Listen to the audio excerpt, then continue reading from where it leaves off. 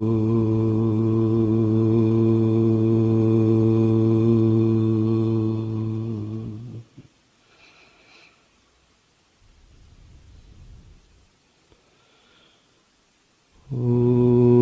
श्री गणेशाय नमः। ओम श्री सरस्वती नमः। ओम श्री गुरुभ्यो नमः।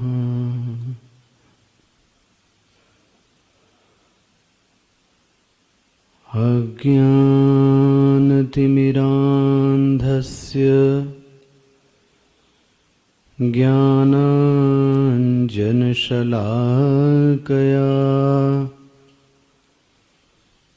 चक्षुरुन्मीलितं येन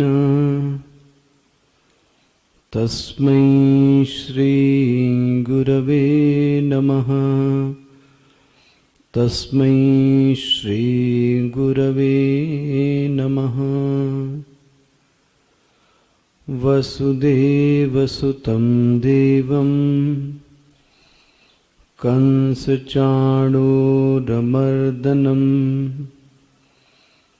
देवकी परमानन्दं कृष्णं वन्दे जगद्गुरुं। कृष्णं वन्दे जगद्गुरुम्।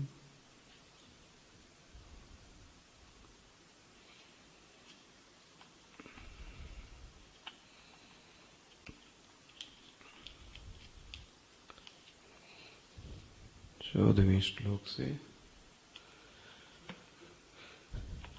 देवी एषा गुणमयी मम माया दुरत्यया मामेव ये प्रपद्यन्ते मायामेतां तरन्ति ते। न मां दुष्कृतिनो मूढाः प्रपद्यन्ते नराधमाः मायया परतज्ञानाः आसुरं भावमाश्रिताः। चतुर्विधा भजन्ति मां जनासु कृतिनोऽर्जुन। आर्तो जिज्ञासुरर्थार्थी ज्ञानी च भरतर्षभ। तेषां ज्ञानी नित्ययुक्त एकभक्तिर्विशिष्यते। प्रियो हि ज्ञानिनोत्यर्थम् अहं स च मम प्रियः। अहं स च मम प्रियः।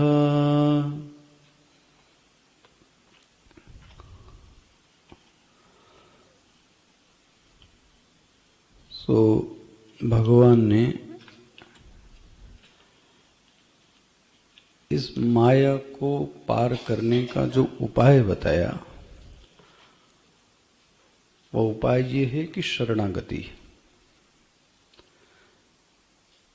कोई अपने ज्ञान से सोचे कि मैं इसको पार कर जाऊं, कोई सोचे वैराग्य से पार कर जाऊं, ये संभव नहीं है।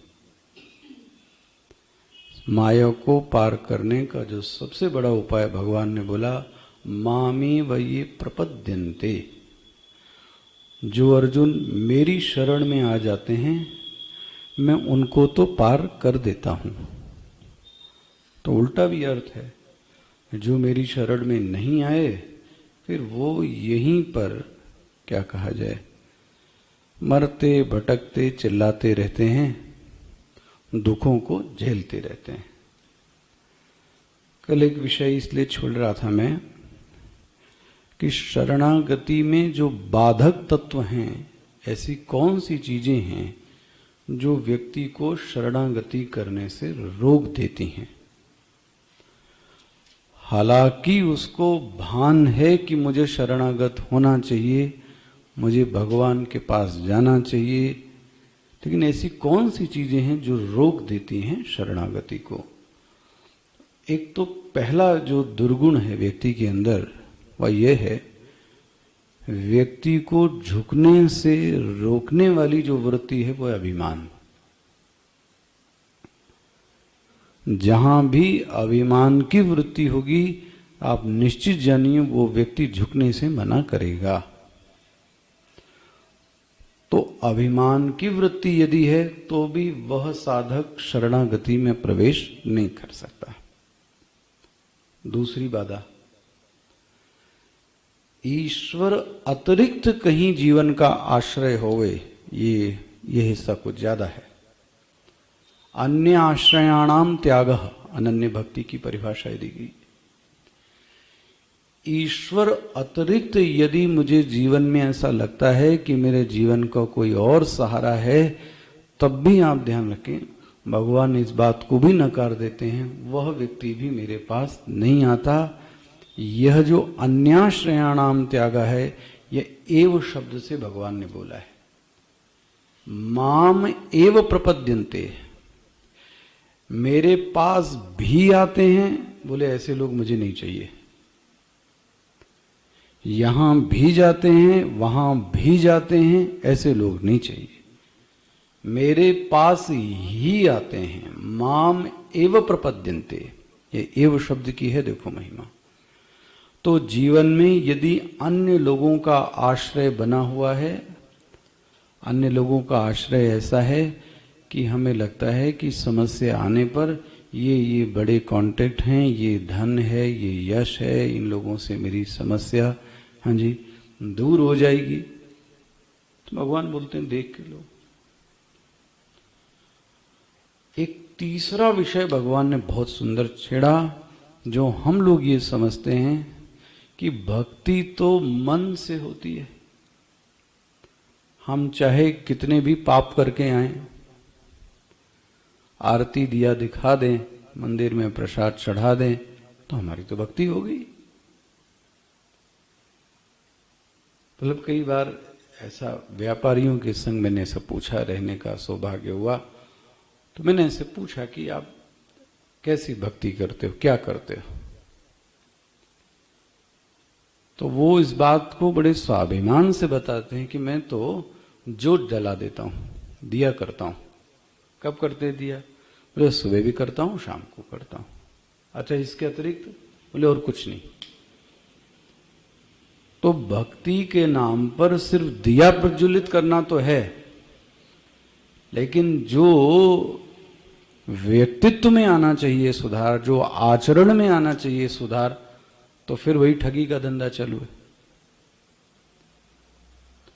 इसलिए भगवान ने ये तीसरे इस पर बड़ा जोर दिया है, ये बहुत ध्यान से देखने वाला है। क्या बोलते हैं? नमाम दुष्कृतिनः। वाह! हे अर्जुन, जिनके जीवन में दुष्कृतिनः शब्द कल में व्याख्या कर रहा था, और ध्यान रखिएगा भगवान भी गाली देते हैं, उनकी गाली देने का तरीका अलग है। क्या बोलते हैं? मूढ़ा, मूढ़ कहीं के, मूर्ख, यही नहीं, इससे संतोष नहीं हुआ।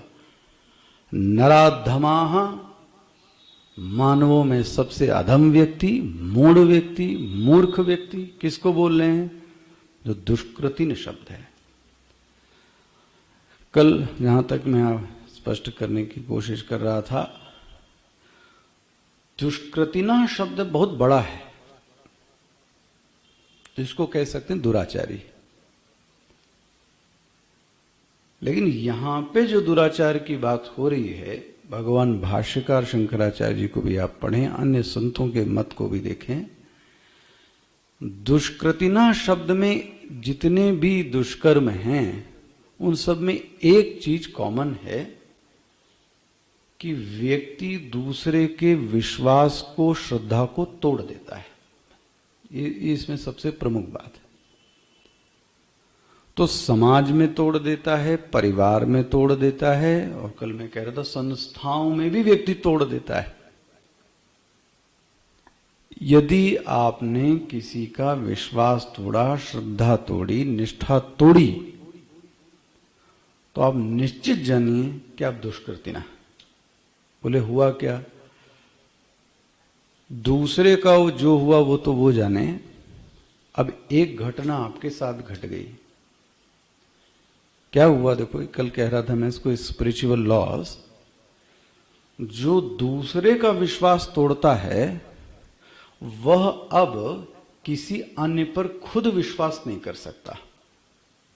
उसको सभी कैसे दिखते हैं? संशयी दिखते हैं। क्योंकि तुम संशय करते हो, इसलिए तुम्हारी जो दृष्टि भी बन गई वो कैसी बन गई? सब संशयी है। कल इसीलिए तुलसीदास जी की चौपाई बोला था, जैसे कौआ, कुटिल काक इव सबहि डराही। इसलिए आप पढ़ेंगे मानस में, जो संशयी वृत्ति है उसका जो अगला जन्म है वो कौए के रूप में होता है। ये कौआ बहुत संशयी है। तो इस संशय की वृत्ति ने विश्वास नाम की चीज को क्या कर दिया? तोड़ दिया। अब यह व्यक्ति विश्वास करने में सक्षम नहीं हो पाता। दूसरा ना करे वो तो ठीक है, हम खुद ही किसी पर विश्वास नहीं कर सकते। एक विश्वासघाती व्यक्ति जिस पर विश्वासघात किया वो तो ठीक है, अब स्वयं ही किसी पर विश्वास करने में सक्षम नहीं होता है। ऐसे व्यक्ति को दुष्कृतिना शब्द कहना, जो आचरण के स्तर पर लोगों को तोड़ देता है। स्पष्ट हो गई ये चीजें इतनी? अच्छा, तो फिर से देखें, न च माम दुष्कृतिनः मूढ़ाः प्रपद्यन्ते। ऐसा दुष्कृतिना, ऐसा मूढ़, ऐसा नरों में अधम व्यक्ति न प्रपद्यन्ते, मेरी शरणागत नहीं आता। बोले और बताऊं इसका नाश कैसा है, ऐसे होता है? जरा सुन लो। कल मैं कह रहा था, नाश के लिए सबसे बड़ी चीज है बुद्धि का नाश कर दो किसी के। मैं ऐसा सोचता हूं कभी कभी कि जो नशा पत्ती है ये जो नाश करती है, ये बुद्धि का ही नाश करती है। ये बुद्धि में एक बार घुस जावे अगर ये, तो फिर तो गया काम से। आप कितना भी कोशिश कर लो वो हटता नहीं है। इसलिए माया मतलब कोई स्त्री नहीं, कोई ऐसा मत बना रखना कोई स्त्री है या कोई शक्ति आएगी, ऐसा कोई माया मतलब त्रिगुण। अपहरत ज्ञाना, इस त्रिगुणों ने क्या किया? इनके अंदर जो विवेक शक्ति है, जो बुद्धि है, उसका क्या कर लिया? अपहरण कर लिया। हो आपने दूसरे अध्याय में पढ़ा, बुद्धिनाशात प्रणश्यति। जिसकी बुद्धि का नाश हो गया महाराज, उसका सब कुछ नाश हो गया। किसी को अगर आपको गिराना है, पतन करना है, उसकी बुद्धि को गिराओ। जो बुद्धि गिर जाएगी तो अपने आप ही सब अधम काम करना चालू कर देगा। हो गया? अच्छा, एक और सुन लीजिए। भगवान बहुत नाराज हैं इन पे। आसुरम भावम आश्रिता। देखो बड़ा सुंदर है शब्द, आसुरम भावम। ये शब्द समझना चाहिए। कल जाते वक्त असुर मतलब भाई ये सींग और बड़े बड़े दांत और हा हा करने वाले को असुर नहीं कहते। पता नहीं वो होते हैं, ये भी शक है। जो दिखाया गया है वो तो टेलीविजन पर देखा और सीरियल में देखा है। ईशावास्योपनिषद इसकी बड़ी सुंदर व्याख्या करता है। जो असुर शब्द है, इसकी जो व्युत्पत्ति है वो कैसे बना? असुषु रमन्ते इति असुराहा। असु मतलब होता है प्राण। जो प्राणों में रमण करते हैं। बोले प्राणों में रमण करते हैं मतलब क्या हुआ? देखो, वो जो प्राण है, जो शक्ति है, वो सब कहां चली गई? इंद्रियों में। इसीलिए गीता में एक शब्द आता है इंद्रियाराम। जिन्हें गीता पाठ करते होंगे, एक शब्द आता है इंद्रियाराम। जो लोग सिर्फ और सिर्फ अपने शरीर और इंद्रियों के बारे में ही सोचते रहते हैं, हाँ जी, ऐसे व्यक्ति को आप क्या कहेंगे? असुर कहेंगे। देखो ये है जैसे मैं कह रहा था कि नकली रेमडेसिविर इंजेक्शन बेचने वाले को आप क्या कहोगे? अभी असुर कहोगे? ऐसे समय पर जमाखोरी, कालाबाजारी, ठगने वाले व्यक्ति को क्या कहेंगे? बड़ा सेंटेड वेंटेड है भाई, चीका चंदन भी लगाए पड़ा है, दीपमाला अगरबत्ती पूजा भी दुकान की कर रहा है। लेकिन उपनिषद कहेगा ये व्यक्ति असुर है। इसीलिए कभी कभी लगता है सुभाषितों में ये कहा गया, मनुष्य रूपेण मृगाश्चरंती। दिखते तो मनुष्य हैं, वास्तव में ये मनुष्य नाम की चीज नहीं है। ये कौन है? ये असुर है। अच्छा, अब देखो आप एक और सुंदर चीज, जो ये असुर भाव में रहता है, असुर भाव मतलब फिजिकल लेवल, दूसरे ग्लांस में इसको समझिए, जो सिर्फ शरीर के स्तर पर रहता है वो भावना के आनंद को कभी नहीं समझ सकता। शरीर का जो आनंद है उससे जो गहरा भाव है वो कौन सा है? भावना का आनंद। तो जो असुर भाव में आश्रित है वह भावना के आनंद में कभी नहीं डूब सकता। ये बहुत गहरा आनंद है। कौन सा? भावना पर। और ये जो असुर है ये भावना से भी एक और गहरा आनंद है, उसको बोलते हैं बुद्धिगत आनंद, विचारों का आनंद। भाई भावना तो बनती और बिगड़ जाती है, विचार ज्यादा स्थायी रहते हैं। तो ये विचारों के सौंदर्य को भी इंजॉय नहीं कर पाता, इसके जीवन में विचार का भी आनंद नहीं है। और इससे भी ऊंचा एक और आनंद है, वह स्पिरिचुअल आनंद, आध्यात्मिक आनंद। वो तो इसको कभी मिलता ही नहीं। देखो अब ये व्यक्ति कितने आनंदों से वंचित रह गया, सोचो आप। क्यों वंचित रह गया? इसका जो ध्यान है 24 घंटे वह सिर्फ यही है, मेरा शरीर, दूसरे का शरीर, शरीर शरीर शरीर शरीर, बस। इसी को वो लाते हैं फिजिकल लेवल। तो जो एक डिवोशनल सेटिस्फैक्शन है, संतुष्टि है, एक स्पिरिचुअल सेटिस्फैक्शन है, आप करके देख लेना, ये कहने की बातें नहीं है। एक दिन आप बड़ी बढ़िया विधि विधान से, भावना से आप पूजा करो, रुद्राभिषेक करो, शालिग्राम का अभिषेक करो, और उसके बाद जो मन में आने वाला आनंद है वो पूरे दिन रात हिलोरे मारता है। कहीं कोई शास्त्र की पंक्तियां आपको खुलना प्रारंभ हो जाएं, हो, तो वो तो इससे भी गहरा आनंद है। कहीं इससे भी ऊंचा आनंद है, वो गुरु कृपा से कुछ स्वयं का अनुभव होने लगे, कुछ ध्यान में मग्नता आने लगे, ओहो, तो ये तो भावना से भी ऊंचा आनंद है। ये व्यक्ति आसुरम भावम, ऐसे व्यक्ति को न साहित्य पसंद है, न दर्शन पसंद है, न कला पसंद है, न विचार पसंद है, सिर्फ शरीर शरीर शरीर। ये शब्द मेरे ख्याल से खुल गया। आसुरम भावम,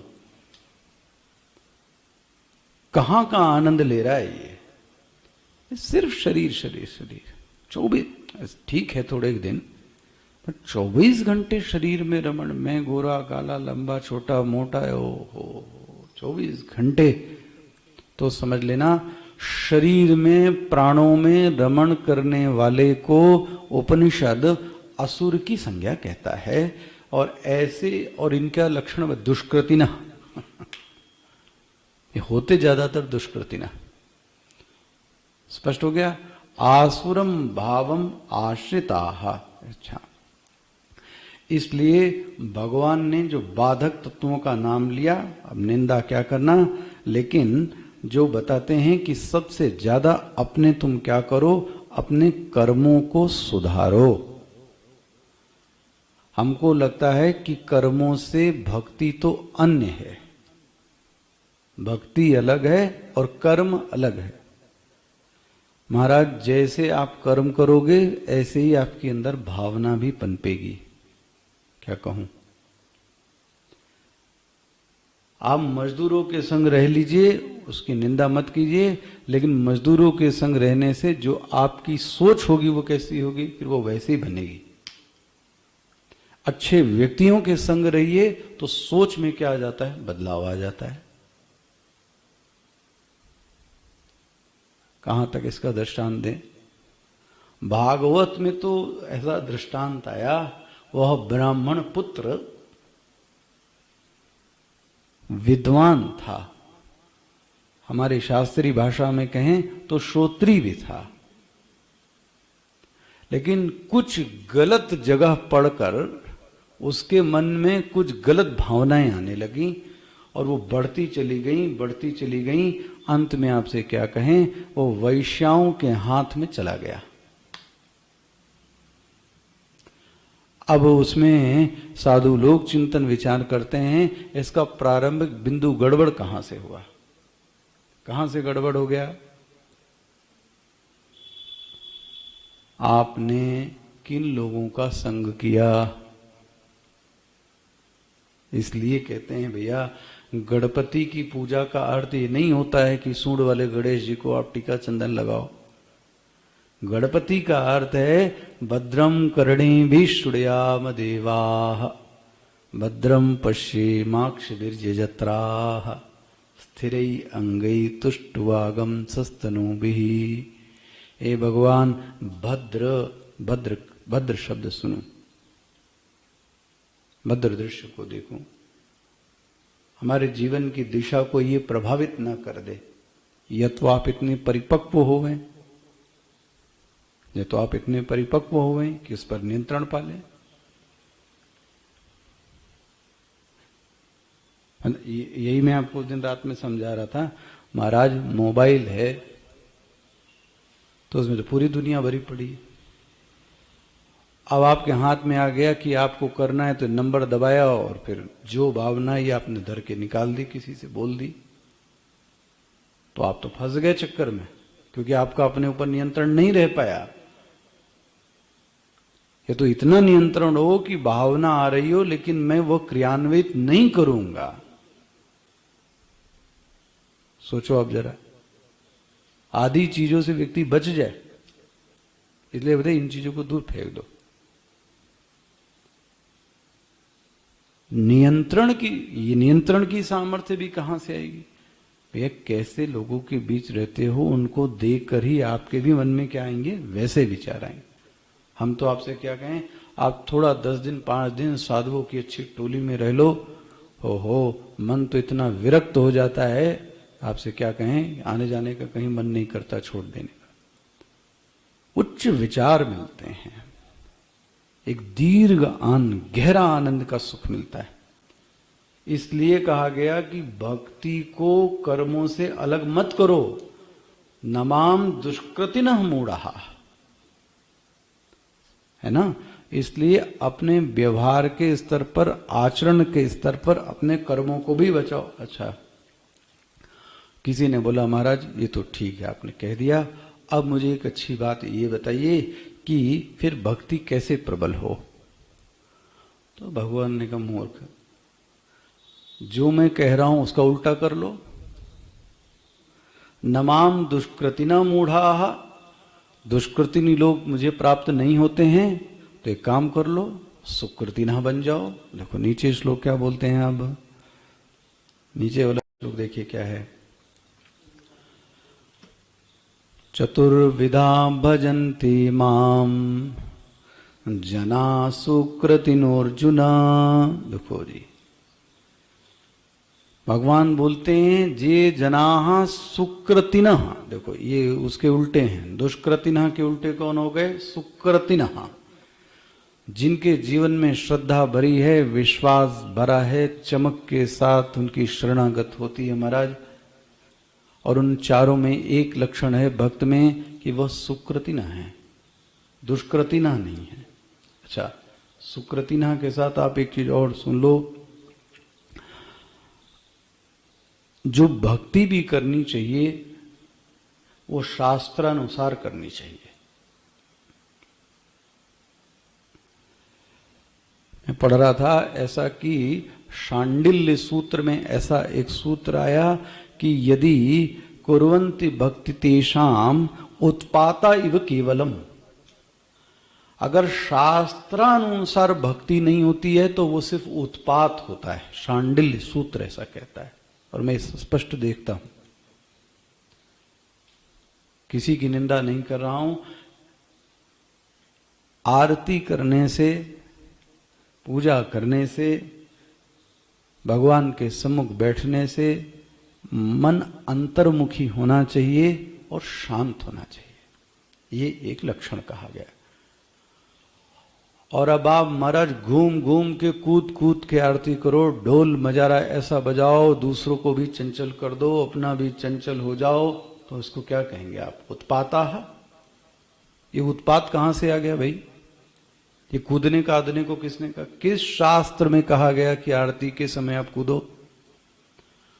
वहां तो ऐसा कहा गया कि अपनी इंद्रियों पे भी देखते हो आप, हाथ व्यक्ति दोनों जोड़ लेता है, ये शरणागति है ना। 5 ज्ञानेंद्रियां हैं, 5 कर्मेंद्रियां हैं, ये अंतःकरण है, इसको यहां पे व्यक्ति रखता है, ये शरणागति है। महाराज वो कूदे चले जा रहे हैं, कूदे चले जा रहे हैं। शांडिल्य ऋषि कहते हैं उत्पाता ही केवलम, ये उत्पात है और कुछ नहीं। तो जो भक्ति भी करे वो शास्त्रानुसार करे थोड़ा भाई। इसलिए कभी इसको आपको पढ़ाते समय बोला होगा, किसी पत्थर की पूजा को उपासना नहीं कहते महाराज। नर्मदा का पत्थर नर्मदेश्वर है, ये शास्त्र ने कहा है। हर काला पत्थर शालिग्राम नहीं होता, तो गंडकी नदी से निकला पत्थर फिर वो शालिग्राम है, नर्मदा से निकला फिर वो नर्मदेश्वर है। ये शास्त्रीय विधि हुई, मनोवांछित विधि से भक्ति नहीं कर सकते। हमको ये पसंद है तो ये हमारा स्तर नहीं है जीवन का कि हम हर चीज को ऐसे मान लें। जो शास्त्र ने, जो आचार्य ने, जो ऋषियों ने, जो बड़ों ने बताया है, उस परंपरा का पालन करना। ये देखो शांडिल्य ऋषि ऐसा कहते हैं। अच्छा, तो सुकृतिनः माम भजन्ते, देखो जी, अब सावधानी से देखना, ये जो सुकृतिना है इनके 4 विभाग हैं। बहुत सावधानी से देखना, इसमें ये सूत्र छिपा है। लेकिन ये जो भगवान के 4 भक्त हैं, विषय को देखना, चतुर्विधा, विधा मतलब प्रकार, भजन्ते माम, भजन 4 प्रकार का है, लेकिन भजन करते किसका है? मेरा ही करते हैं। एक तो बात ही कॉमन हो गई कि भक्तों की 4 कोटियां हैं। अब आप देखो भाई महाराज, हम लोग अपने आप को कहां इसमें पाते हैं, ये खोजना है। बोले वो कौन कौन से भक्त हैं? 4 बोलते हैं। पहले भक्त को बोलते हैं आर्त, दूसरे भक्त को बोलते हैं अर्थार्थी, तीसरे भक्त को बोलते हैं जिज्ञासु, चौथे भक्त को क्या बोलते हैं? ज्ञानी। मिल गया? बहुत सावधानी, चारों ही चारों भजन अलग अलग करते हैं। भजन मतलब साध्वी भाषा में भजन का मतलब होता है साधना। जब एक साधु दूसरे साधु से पूछता है महाराज आपका भजन कैसा चल रहा है, भजन मतलब गाना बजाना नहीं, भजन मतलब साधना। चारों की जो साधना है वो अलग अलग है, चारों भक्तों के प्रकार ही अलग अलग, लेकिन एक चीज है, 2 चीज कॉमन है। भजनते माम, करते मेरी ही पूजा है। अच्छा भाई, चारों के जीवन में एक और चीज कॉमन है, ये सुकृतिना है। भले 4 प्रकार के हैं लेकिन हैं सुकृतिना। स्पष्ट हो गया? दुष्कृतिना से अलग सुकृतिना के 4 विभाग हो गए। अच्छा भाई क्या है? बोलते हैं एक है आर्त। आर्त मतलब ये हुआ, ये ऐसा भगत है महाराज, जब खूब दुख पड़ता है इसके जीवन में, दुखियारा बन जाता है, तब ये दुख में भगवान को क्या करता है? याद करता है। अच्छा, इसके साथ एक जो गलत धारणा गीता में पढ़कर लोगों ने बना ली, आर्त रहता है तो सदैव आरती ही रहता है, ऐसा आवश्यक नहीं है। कभी कभी जो अर्थार्थी है, जो ज्ञानी है, वो भी क्या बन जाता है? कभी कभी आर्त बन जाता है। तो जीवन में जब दुख आता है और दुख के समय जब हम भगवान को ही याद करते हैं, सावधानी से बोल रहा हूं, ऐसी दशा में हमारा और आपका जो नाम पड़ता है वो क्या पड़ता है? आर्त। स्पष्ट हो गया? जब हमारी दुनिया में कोई मदद करने को तैयार नहीं है महाराज, दुनिया ने हाथ छुड़ा लिए, तब कोई गुरु, महात्मा, संत, भगवान आपके जीवन में पदार्पण करते हैं और फिर वो आपका बैकग्राउंड नहीं देखते। देखो जी, असली प्रेम की निशानी यही, जो बैकग्राउंड देखे आपका पीछे का वो दुनिया है, जो आपका वर्तमान देखे वो महात्मा है।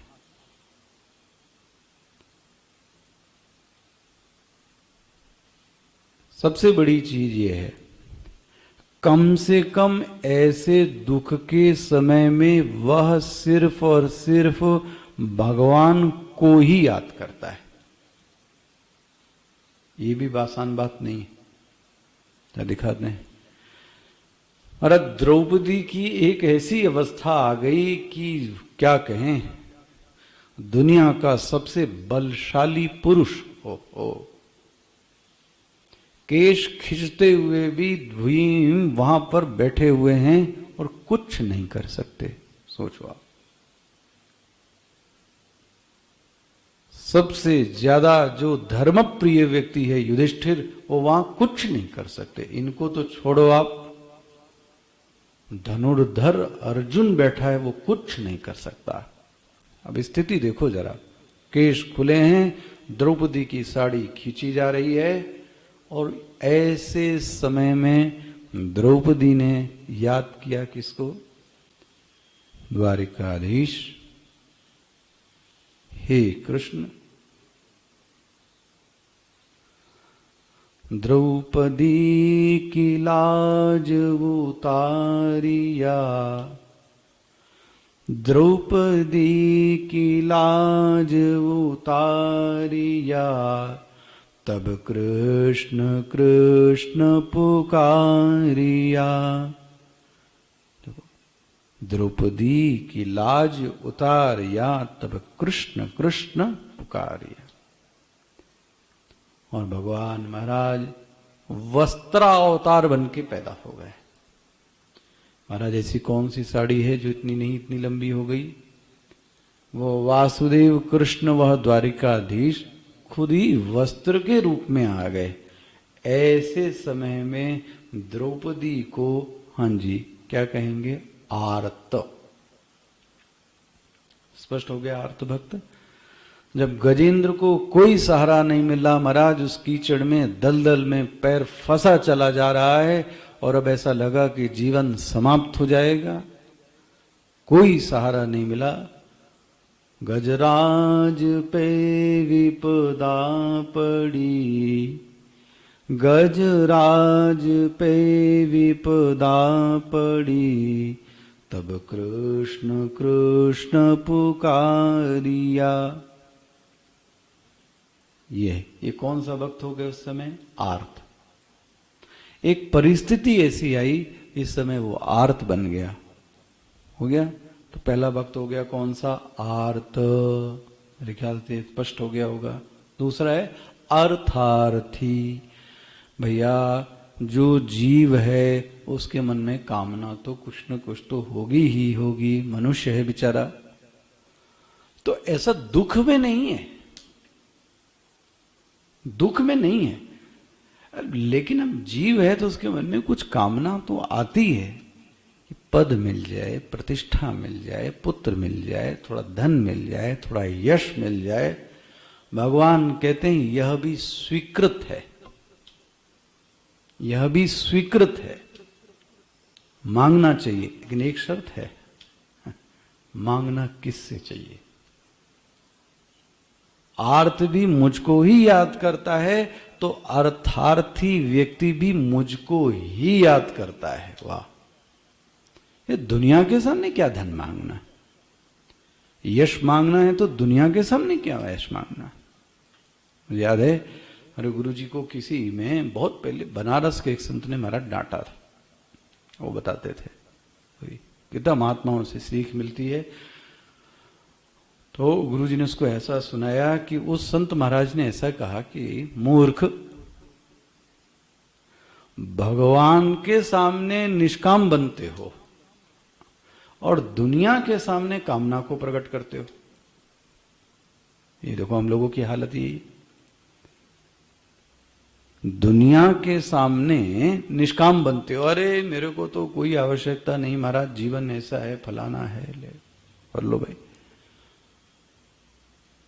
और ईश्वर के सामने जब गए तो ये सब कुछ नहीं जीवन, और जगत के सामने गए ले तो अपनी इच्छा ही सब प्रकट कर दी। और होना क्या चाहिए? अरे ईश्वर के सामने जाओ, जो ऐसे समय में जब हम ईश्वर से अपनी जरूरतमंद चीजों को, अपनी कामनाओं की चीजों को मांगते हैं, भगवान कहते हैं कोई बुरा नहीं भाई। कई बार लोग उसका मजाक उड़ाते हैं, लेकिन भक्ति इसी का नाम है महाराज कि आदमी ने 10 रुपए का नारियल चढ़ाया और 10 लाख रुपए की चीज मांग ली। कई बार इसका मजाक भी उड़ाया जाता है। ये बुरा क्या है? आखिर यह वो इच्छा भगवान के सामने नहीं करेगा तो किसके सामने करेगा? भगवान ही ऐसे हैं। और कौन व्यक्ति है जो एक नारियल से खुश हो जाएगा भाई? एक फूल से खुश हो जाएगा? पत्रम पुष्पम फलम तो एम, एक बेलपत्र से खुश हो जाए महादेव तो। और महादेव से रावण आप देख रहे हो क्या क्या लेके चला गया। ये शिव ही हैं, ये कृष्ण ही हैं जो आपसे वस्तु नहीं देखना चाहते। यो में भक्त्या प्रेक्षति, ये प्रमुख पंक्ति है। पत्र पुष्प फल और तोय प्रमुख नहीं है, भक्त्या प्रेक्षति हम लोगों के साथ उल्टा है। हम सब कुछ देते हैं, लेकिन देने के साथ जो भाव होना चाहिए वह भाव नहीं, इसलिए सब नाश है। देते समय हमारा चित्त भाव प्रधान हो जाए। क्या कहें, भक्ति के अन्य संतों को सुने महाराज, वो कहते हैं कि जब हम अपना तो भोजन करते हैं तो भोजन महाराज गबागब आधे घंटे 15-20 मिनट बढ़िया सा लगा के करते हैं, और जब भगवान को भोग लगाते हैं तो आपने देखा 5 सेकंड भी भगवान के सामने नहीं रखते। क्या कहें, पता नहीं मन में भावना ही क्यों नहीं आती। वो लगाया, वो घंटी टुनटुनाई हो गया, वो थोड़ा देर तो रख लें भाई, थोड़ा सा मन में एहसास तो कर लें कि वो ले रहे हैं, इसमें समय लगता है। ये भक्ति कहलाती है, ना कि डिब्बा चढ़ाना और महंगी चीज चढ़ाना। तो ऐसे समय में जब व्यक्ति के चित्त में कोई कामना भी होवे, वो कामना को भगवान के सामने रखे, और ऐसा कहूं, यदि वह कामना ईश्वर से जोड़ती है, हाँ जी, ऐसे भक्त को अर्थार्थी भक्त कहते हैं। क्लियर होता है? एक दृष्टांत हमारे गुरुजी ने दिया, बड़ा अच्छा दृष्टांत। सबकी देखो कितनी सूक्ष्म नजर होती है। मैंने जो भागवत में दृष्टांत पढ़ा था गुरुजी से, वो पढ़ा था कि भाई ध्रुव ने जब वो जंगल की ओर गया, तो जंगल की ओर जब वो उतनी तपस्या करने गया तो किस इच्छा को लेकर गया था महाराज जी? ना, ये उसकी इच्छा नहीं थी। देखो, इच्छा तो ये थी कि माता ने गोद से उतार दिया, तो मैं भी अब एक दिन गोद पर बन गया। भगवान की इच्छा नहीं थी महाराज। तो ऐसे भक्त, वो तो न भला हो नारद जी का। नारद जी ने मंत्र दिया और मंत्र देते देते फिर बात अलग पहुंच गई भगवान। तब भी आपको और क्या कहूं, अन्यथा मत लें।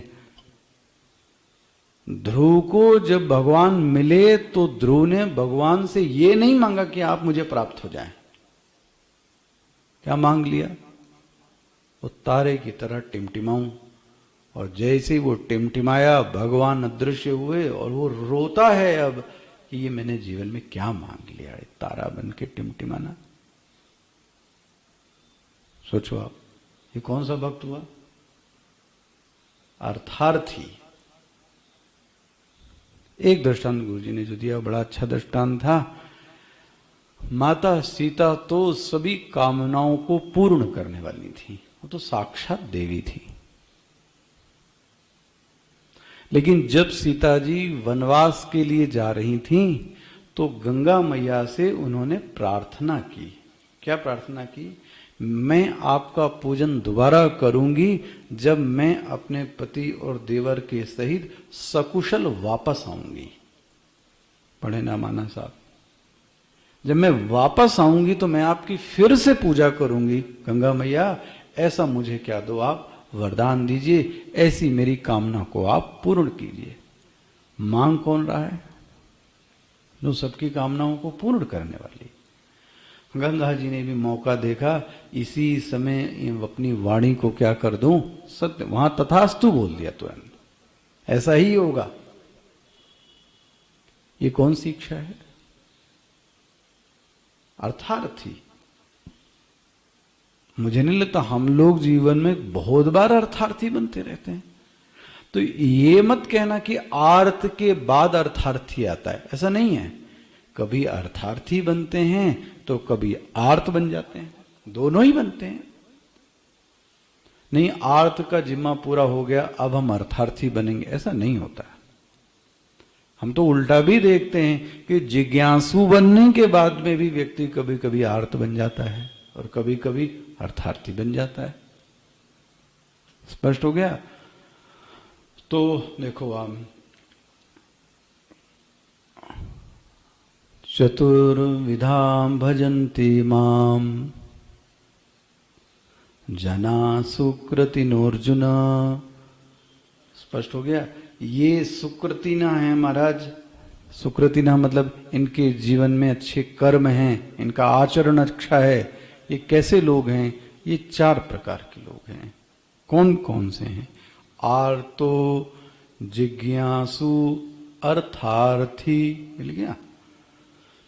तो मैंने आपको एक बताया आर्त, एक बताया जिज्ञासु, अर्थार्थी, तीसरा तो सुन लीजिए, जिज्ञासु।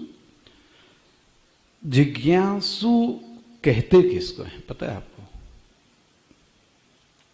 ये बड़ी बीच की अवस्था है। जगत को छोड़ दिया है और ईश्वर की प्राप्ति भी नहीं हुई है।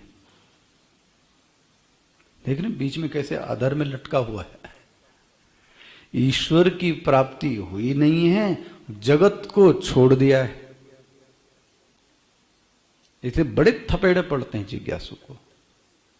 हमारे स्वामी जी उसकी तुलना ऐसे करते थे जैसे कि एक हिरन को दूर से कहीं जल में क्या दिखाई दे रहा है और रेत में क्या दिखाई दे रहा है? जल। महाराज हिरन दौड़ता है, अरे जल मिला, जल मिला, जल मिला, और जाके देखता है ओ हो बालू है। तो फिर दूसरी जो मुंडी उठाई, अरे वहां दिखा, वहां दिखा, फिर गया, फिर वहां नहीं।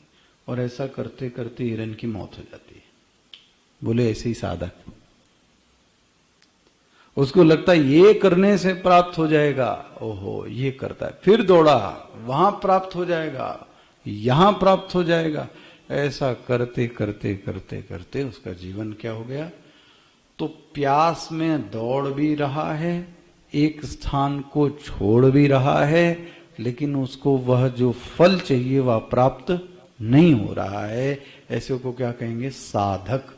और इसी साधक में एक उच्च कोटि मान लीजिए, उसका नाम है जिज्ञासु। जिज्ञासु मतलब क्या है? जानने की इच्छा जिसके बारे में है उसको जिज्ञासु कहते हैं। ज्ञातुम इच्छा, किसको जानने की इच्छा? उस ईश्वर को जानने की। महाराज इतना इनके ऊपर पानी चढ़ाते हो, इतना आराधना जब तप करते हैं, ये जो फोटो में देखने वाले महापुरुष हैं, महाराज ये हैं कौन? क्या ये आंख बंद कर भी दिखते हैं? क्या इनका अनुभव हृदय के अंदर भी हो सकता है? आखिर में कब तक पूजा करूंगा, कब तक ये माला फेरता रहूंगा? ऐसे ऐसे अनेक प्रश्न उसके मन में पैदा होते हैं। अब जब ये ऐसी स्थिति आ जाए तब समझ लेना वो क्या बन गया? जिज्ञासु। ये एक सीढ़ी है, आपसे क्या कहूं। साधनाओं में भी एक सीढ़ी है भाई। इसीलिए रमण महर्षि ने क्या बोला? काय वांग मनः कार्यमुत्तमम पूजनम जपः चिंतनम क्रमात्। जप का वो व्यक्ति आनंद नहीं ले सकता जिसने पूजन ना किया हो।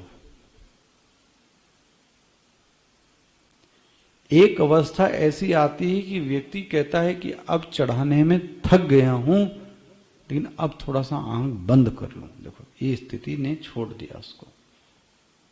और जब जप करने में भी उसको लगता है कि जो जप माली है वो भारी हो रही है, माला भारी हो रही, सो नहीं रहा हूं, माला भारी हो रही है, नाम लेना भारी हो रहा है, तब वो ध्यान की अवस्था में क्या करता है? प्रवेश करता है। इसीलिए आखिरी में शब्द पढ़ाया होगा आपको, क्रमात्। बहुत ये सबसे प्रमुख शब्द है क्रमात्, सीक्वेंस। आर्तो जिज्ञासुरर्थार्थी हो गया। तो द्रौपदी के साथ देखो आप, अब द्रौपदी को अर्थार्थी भी दिखा देता हूं आपको। अभी तो आर्त बन गई थी, अर्थार्थी दिखाता हूं। द्रौपदी के पास इतने वनवास के समय में बड़े महात्मा, बड़े लोग आते थे, तो दुख तो नहीं था, लेकिन ये था महाराज इतने लोगों का भोजन बनाना पड़ता है। कभी कभी एकदम से लोग आ जाते हैं, महापुरुष महात्मा लोग आ गए, ये तो बड़ा सोफिस्टिकेटेड आश्रम है आपको। अन्य आश्रमों में जब भी कोई महात्मा आ जाता है तो उसको भोजन तो उसके लिए कोई पकवान नहीं चाहिए, उसको तो खिचड़ी भी मिल गई, दाल रोटी भी मिल गई, वही उसका प्रसाद है। जब वो आ जाए तब उसको प्रसाद दें। द्रौपदी के साथ था कि कितना बनाए, कैसे बनाए, तो भगवान ने उसको कौन सा दिया? अक्षय पात्र दिया। जाओ, अब ये कौन सी इच्छा है? अर्थार्थी। तो अभी तक तो आर्त बन नहीं थी, अब क्या बन गई है? अर्थार्थी बन गई, जिज्ञासु भी बनी। ध्यान रखना, द्रौपदी के साथ भगवान की प्रेमा भक्ति है। भगवान ने ये भी लीला की है। इनके जो भक्त होते हैं वो क्या होते हैं? प्रेम करने वाले होते हैं, रोने गाने वाले नहीं, प्रेम करने वाले होते हैं। ये भी भगवान कृष्ण का रूप स्वरूप है। तो द्रौपदी की भक्ति कैसी थी? सखा मानती थी, मित्र मानती थी, प्रेमा भक्ति थी। देखो, लेकिन उसमें भी उसने भगवान से मांगा, भगवान ने उसको क्या कर दिया? अक्षय पात्र दे दिया। और आखिरी तो सबसे श्रेष्ठ है, जो भगवान को बाहर नहीं देखता है, कहां देखता है? अंदर। उसका नाम है ज्ञानी। तो जो जीव है उसको इन चारों से गुजरना पड़ता है। इसलिए किसी की कभी आप निंदा मत करो कि वो आर्त है तो वो अर्थार्थी है, तो भगवान की इच्छा के लिए अपनी इच्छा को भगवान को, ठीक है, शास्त्र ही ये कहता है ऐसा करो। अरे आप ये बताओ भाई, राम जी पैदा ही कैसे हुए? दशरथ जी के पुत्र उत्पन्न नहीं हो रहा था तो पुत्र कामेष्टि यज्ञ किया तो क्या बुरा था? शास्त्रीय विधान से किया और पुत्र पैदा हुआ तो अर्थार्थी तो हुए, कोई बुरी बात नहीं है। इसलिए कभी भी किसी की इसमें निंदा नहीं करनी है। लेकिन इनमें से जो सीखने वाला पक्ष है वो ये है कि ये सभी की सभी कैसे हैं? सुकृतिनः है। और स्पष्ट हो गया? अभी पूरा श्लोक खुलता है आपको। चतुर्विधा भजन्ते माम, मिल रहा है? जनाः, ये लोग सुकृतिनः, ये महाराज इनका आचरण अच्छा है, भले इनके जीवन में अतृप्ति है बट आचरण अच्छा है। सुकृतिनः। अर्जुन, मानो कि अर्जुन ने पूछा महाराज जी चार कौन से लोग हैं? आर्तो, जिज्ञासु, अर्थार्थी, ज्ञानी, चार हो गए। अब अर्जुन के मन में प्रश्न आता है, भगवान ये चारों पुत्र आपके हैं तो आपको कौन सा पुत्र ज्यादा अच्छा लगता है? स्वभावतः व्यक्ति उत्तर क्या देता है? हमको तो चारों ही पसंद है। लेकिन फिर भी वो कहता है आपको विशेष कौन पसंद है? तो भगवान बोलते हैं हमको तो ज्ञानी पसंद है। स्पष्ट है? ये देखेंगे कल। ओम पूर्णमदः पूर्णमिदं पूर्णात् पूर्णमुदच्यते पूर्णस्य पूर्णमादाय पूर्णमेवावशिष्यते। ओम शांति शांति शांतिः। हरिः ओम श्री गुरुभ्यो नमः। हरिः ओम।